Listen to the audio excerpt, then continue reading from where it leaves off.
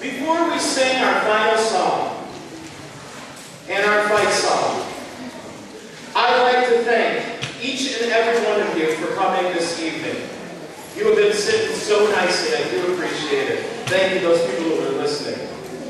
This program that you have witnessed is one of my most special and by far my most difficult to put together. That is because as of right now, it could be my very last one with you.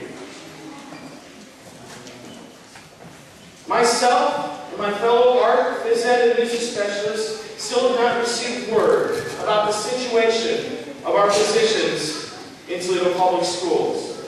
There is a chance this might be the end of Mr. Rice at Riverside. But I cannot despair, because no matter what happens right here, right now, in this moment, I am your music teacher. And I couldn't have done this without the help and time and love of so many of you. From the secretaries to the building operators, the librarians, the nurses, people who pop my popcorn, the bus drivers, cafeteria workers, counselors, parents, PTO, principals, teachers, staff, and students, I thank you so much for everything that you have given me. Each of you, whether you know or not, has shaped me into the person that I am. Before I had a family and a home, this was and is my home. Before I had a wife, I had many great teachers telling me how I'm going to be a great husband someday. And they shared that with me at many lunch hours. Before I had children, you, my children. And even after I had all these things, you are still the ongoing blessings of my life. And I will carry that with me until the day the Lord calls me home. Back in the old Riverside location in Chicago, Miss Mary put together a history of Riverside display that stretched back to just around the turn of the century. Inspired by this, I decided to check out the history of the music teachers of Riverside. For example, I used to ring handbells in a church next to a woman named Gloria Heacock. I knew she had been a music teacher for Toledo Public Schools, but it was months before I learned that she taught music at Riverside, and she wrote the Riverside fight song. She was very pleased to know that we still sing it at all of our programs and on Fridays. But the most interesting story I found out about was a music teacher named Susanna Avanzado Hambora. Susanna Avanzado Hambora was a music teacher here before it was Leverett, when it was Hamilton School. And she actually put her programs on right here in this auditorium. And her piano sat right there, and the students she had sing were right in that area, right over there. You see, Susanna wasn't born in America. She was an immigrant that came over here and decided she wanted to teach children just like this. But the problem was, she was not able to become an American citizen because the test was after her visa expired and she had to go back home. Well, her land decreed that there was no longer going to be any more immigration into America, and she had to take that citizenship test.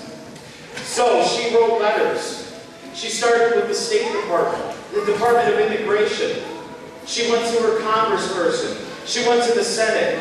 Nobody was able to help her. They all came back with a letter saying, "We are sorry, but due to diplomatic relations between your country and ours, we cannot afford to have you stay here." So she wrote one last letter of desperation that started off, "Dear Mr. President, my name is Susanna Avanzado Hambora. I have immigrated here. I wish to become a citizen of this great country and call it my home. Mr. President, you are my absolute last hope. I beg of you, please consider my request. Sincerely yours, Susanna Avanzado Hambora." So she mailed out her letter and she started to pack. Weeks went by and she received no word. Until finally she opened up her mailbox And there was a letter with the return address of Pennsylvania Avenue, Washington, D.C., the home of the White House. Sadly, she opened up the letter thinking it was going to be another rejection.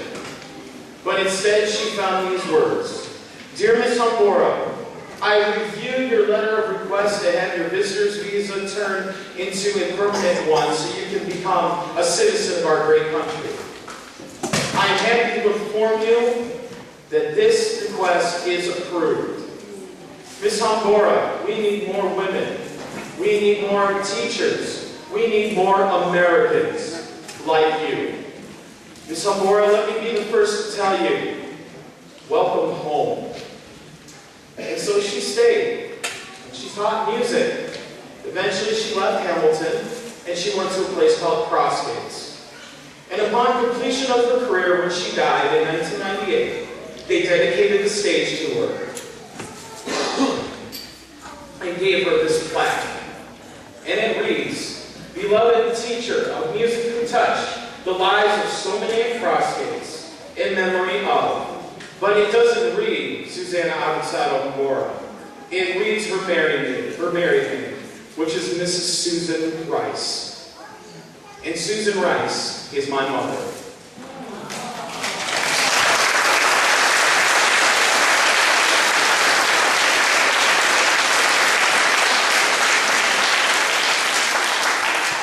So you see, for generations of Toledo Public School students, there's always been a Rice here teaching music. And hopefully, there is going to still be a Rice here teaching music after this year.